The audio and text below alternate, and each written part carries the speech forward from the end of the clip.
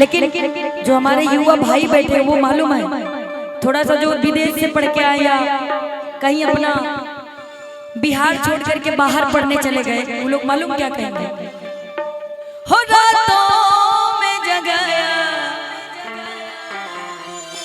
नींदों को उड़ाया, मेरा दिल भी चुराया है। नया नया प्यार उस लड़की पे दिल आया है जिसने मुझे सताया है।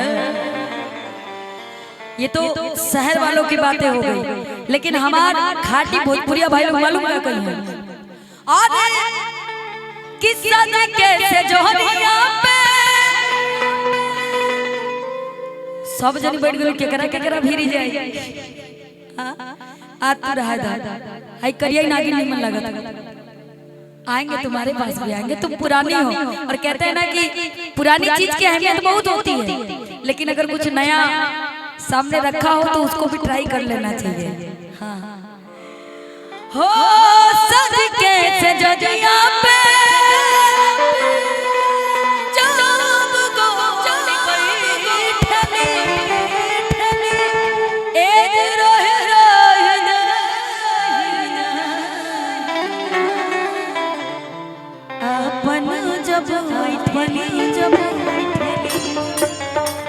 वैसे वो काफी सुंदर बाड़ू कैसे कहा था हो बन के हमारा जिंदगी,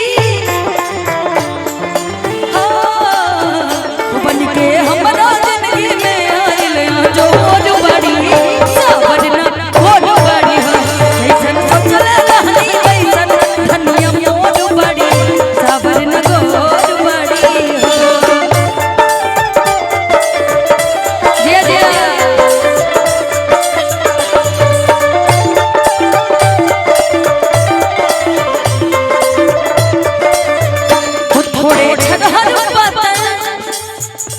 थोड़े छगहर बदन मोट थोड़े ठोड़ बड़ी सावरना गोड़ बड़ी हो जैसे चले रहनी वैसन धनिया मोड़ बड़ी सावरना गोड़ बड़ी हो। फूल गदा हो बनना से खाई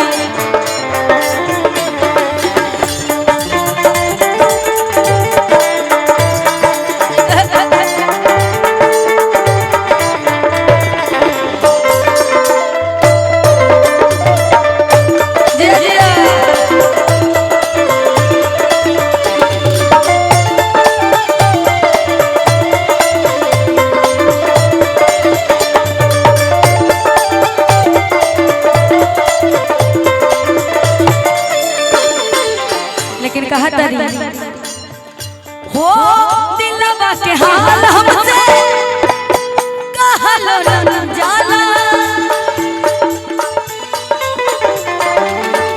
धल कलाई त देह सिराला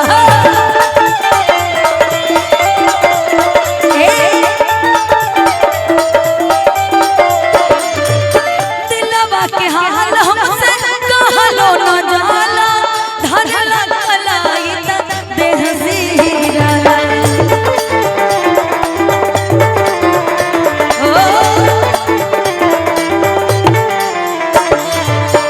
अच्छा जानते हो क्या करो, एक लोग उधर चले जाओ वहाँ पे, एक लोग इधर आ जाओ, एक लोग उस साइड हो जाओ ना, ताकि सबको कवर करके रखो। हो बन के हमारा जिंदगी, हो बन के हमारा जिंदगी में आइले जोर बड़ सावरना गोड़ बड़े हो जैसन सोचल रहनी वैसन मोर बड़ी। लेकिन एक लाइन बड़ी फेमस है भैया, कौन सी मालूम है, सांवल सुरतिया मोहनी मूरतिया बड़ा निक लागे कर मीठी मीठी बतिया, मुस्की पे राजा के लुभा गईनी, मुस्की पे राजा के लुभा गईनी, जैसन सोचले रही हम वैसन सखी रे बरपा गईनी, जैसन सोचले रही हम वैसन सखी रे बरपा गईनी।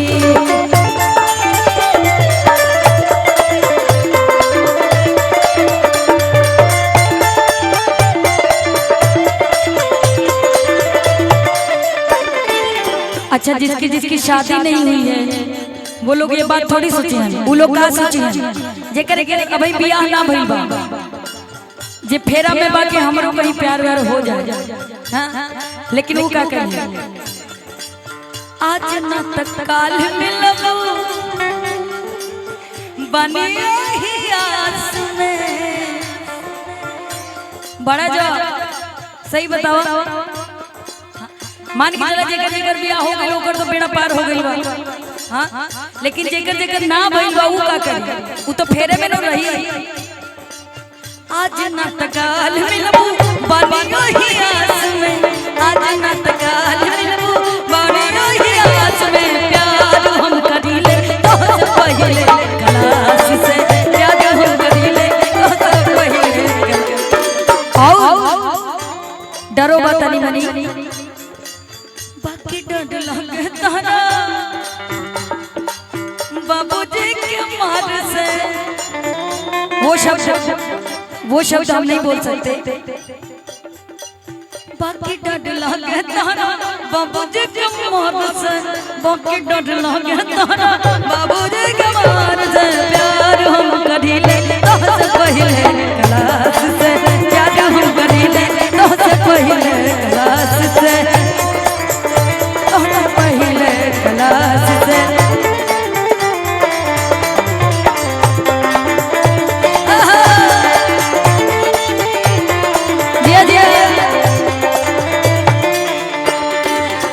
लेकिन इधर आओ थोड़ा सा, बड़ा लंबी पड़ जा रही हो जी।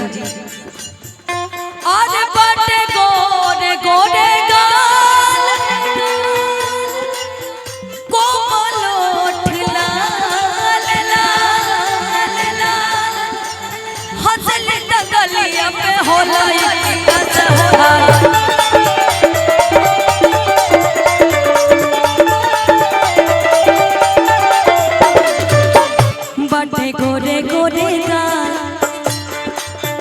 कोमल होठ लाले लाल, बाटे गोरे गोरे गाल कोमल होठ लाले लाल, बाटे गोरे गोरे गाल कोमल होठ लाले लाल।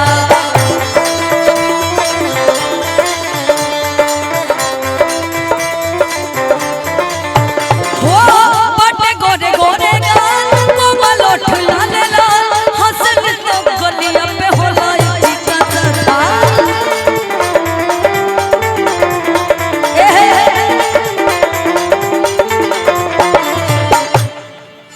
बाटे जुल्म जवानी।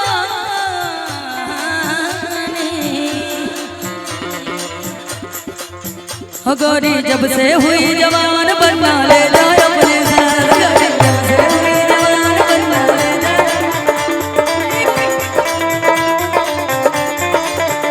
गोरी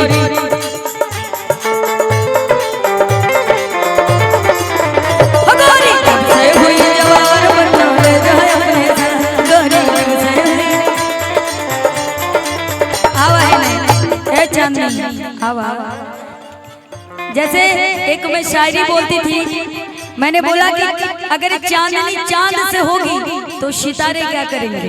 अगर चांदनी चांद से होगी तो सितारे क्या करेंगे, और मोहब्बत एक से होगी तो फिर यहाँ पे बैठे ये हजार क्या करेंगे। भाई सही है, करती हो ना? चाहिए बताओ यहाँ पे आके कैसा लग रहा है? बहुत अच्छा। ये इनकी कहावत थी। लेकिन हो बाटे जुल्म जवानी, हो बाटे जुल्म जवानी, चंदा के जो गोर बाड़ी सावरना और बाड़ी जुल्म जवानी चंदा के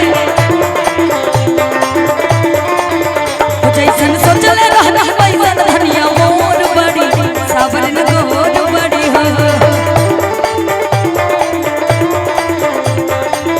लेकिन अभी जो बोले थे हम भैया, जैसे हमने बोला था कि बाकी डर लगे तहरा बाबूजी के मार से, लेकिन जब मामला आगे बढ़ी तो लोग का कहें मालूम बा, तब फिर वही अंग्रेजी वाली बात स्टार्ट हो जाएगी।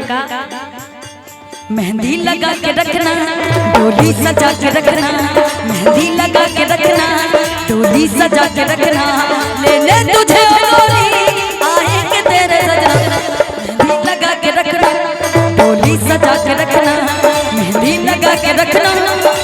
सजा के रखना, लेने तुझे ओ गोरी आएंगे तेरे सजना।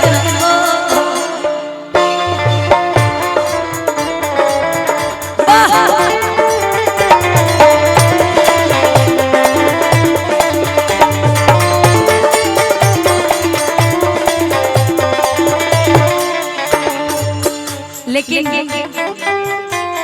हाय हाय दिया दिया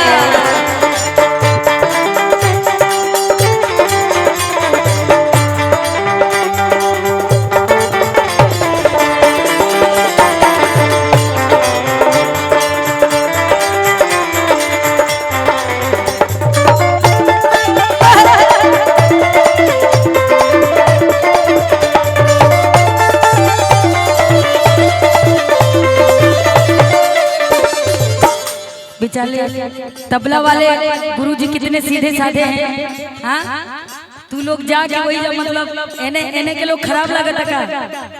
इधर देखो कितने सुंदर सुंदर।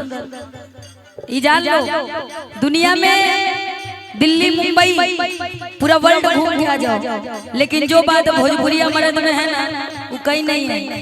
समझी तो इधर आओ पहले। सही बात। हाँ भोजपुरिया जैसा एक होता है ना कि जान लो फिर। और जो तबला वाले गुरु जी बेचारे सीधे साधे हैं, वो अपने में मगन है। जाता रू जाओ ने लाइन मारे हेने मारा ना, देखा कितना लोग हो बड़ा निकला गेला। आई अच्छा रुक जाइए भैया भैया भैया भैया, क्योंकि सभी सीनियर कलाकार भी यहाँ पे मैं ज्यादा मैं सबका सुनने आई हूँ, गाने भी आई हूँ, लेकिन सबसे ज्यादा सुनने आई हूँ। क्योंकि मुझे जो विष्णु ओझा गुरु जी हैं एक हमारी धरोहर है, और अगर उनके आगे मैं बहुत ज्यादा बकबक करती रहूंगी तो अच्छी बात नहीं। मुझे उनसे सीखना है, मैं सीखने के लिए आई हूँ। लेकिन मैं चाहती हूँ इन लोग का मुर्गी कंपटीशन हो जाए क्या? मुर्गी कंपटीशन कौन कौन चाहता पहले बताओ तब ना। हमरा लौकते नहीं, थोड़ा आवाज थोड़ा शोर करके बताओ ना। वाह अच्छा एकरा पहले हम कितना प्यार से खड़ा होके गावत वाली है। क्यों भी मुर्गी के बोल बात बाए बहुत अच्छी आवाज जा जा हो दिलवा के हाल हमसे।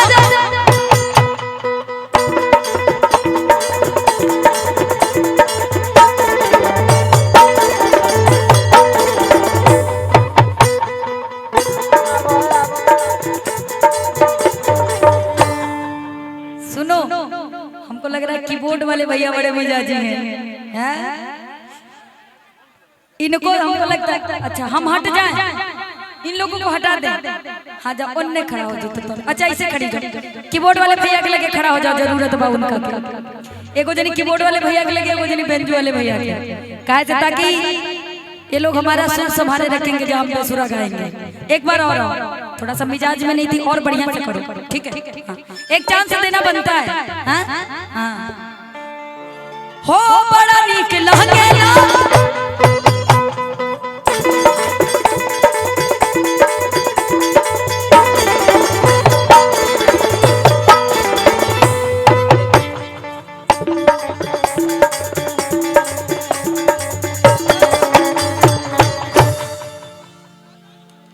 यार। मेरे इसको मेरे में सट के क्या मिलेगा? हमारा तो डर लागे लगा, हमें लगा था कि हम जाके मंच के पीछे से गाई, नहीं तो हमारे बदे खतरा बड़ी सा। आ जाओ आवा हो बहिनी आवा आवा के हरी हरी ओढ़नी तो हर छूटल कवना और बगिया अरे कमरिया गोले गोले गोले गोले गोले राजा जी, कमरिया गोले गोले गोले गोले गोले। हमके लगा भैया के भौजी खिया के ना भेजली, तनी दम लगा देता तो और अच्छा हो जाए। आवा हो बड़ा नीक लागेला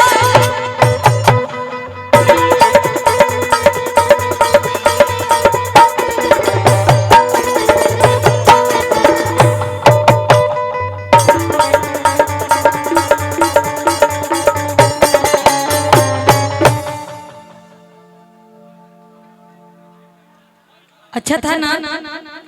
अच्छा ठीक है, कोई नहीं, आ जाओ। चांदनी चांदनी ओ मेरी चांदनी चांदनी, तू में ना हमरे ऊपर मत आइए भाई, बहुत कमजोर है। अपने पापा की इकलौती औलाद है, शांत रहो, दूर रहो। अरे मत आना यार, हमको तुमसे बहुत डर लगता है। तुम्हारा कम सुनो, इधर कीबोर्ड वाले भैया है ना, उनके पास चली जाना। नहीं तो गुरुजी बैठे हुए एकदम भगवा कलर में। अच्छा हमारे ऊपर ही, इसमें बुरा मानने वाली बात नहीं, गुरुजी सब अपना घर परिवार है। आइए। हो बड़ा नीक लागेला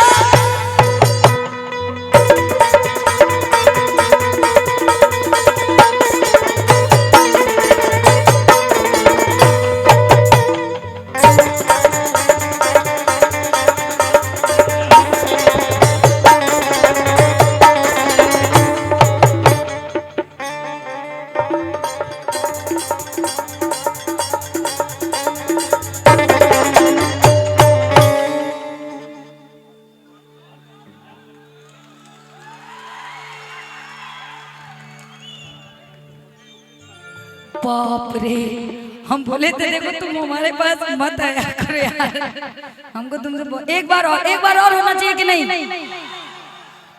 हम कहने जाए, हम यहाँ से गा रहे हैं लेकिन तुम इधर सबको मुर्की दिखाओ यार, तुम हमारे ऊपर काय चढ़ जा रही हो। आराम से ना, हमको छोड़ दो भैया, थोड़ा ढक दीजिए ना। एक बार और होना चाहिए। कौन कौन चाहता है भाई? हाँ सभी चाहते हैं, आ जाओ। थोड़ा इधर वालों को भी देखने दो, इधर वाले सब कमेटी मेंबर है, बड़ा मेहनत करके थके हुए हैं। चलो आओ, हाँ उधर ही जाना, इधर मत आना भाई। आओ। हो बड़ा नीक लागेला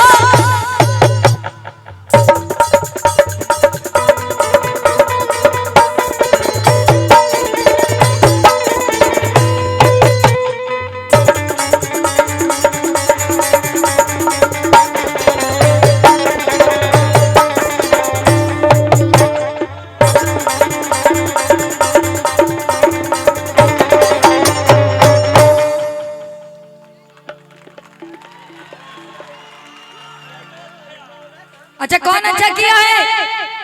इनका नाम क्या है? चांदनी। एक ताली हो जाए। हाँ ये बच्ची बहुत मेहनत करती है और हमें लगता है कि हमारे दो चार 10 गाने हैं जिसमें ये वायरल हुई थी, और बड़े अच्छे गाने थे जिसमें ये वायरल हुई थी। आप पर माँ सरस्वती की अपार कृपा बनी रहे। खुश रहो जी, ठीक है, कोई बस सदा सुहागन रहो, ठीक है। आ जाओ काहे मान के चलो, पता नहीं अपनी शादी में बुलाओगी कि नहीं बुलाओगी, आशीर्वाद देना हम लोग का फर्ज है। हाँ लेकिन मेरा आशीर्वाद लगता है, इतना याद रखना। आई अब तीनों लोग का हो जाए, एक बार तीनों जनी आवा। हाँ तबे नु आवा। रेडी भैया? हो बड़ा नीक लागेला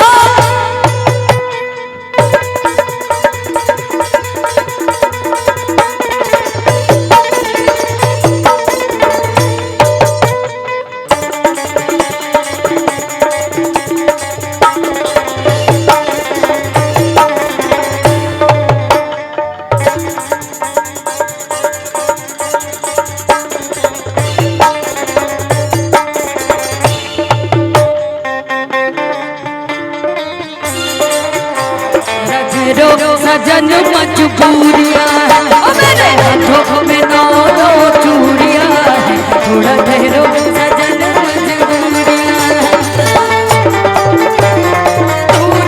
है, मेरे हाथों में नौ चूड़िया है, थोड़ा ठहरो सजन मजबूरिया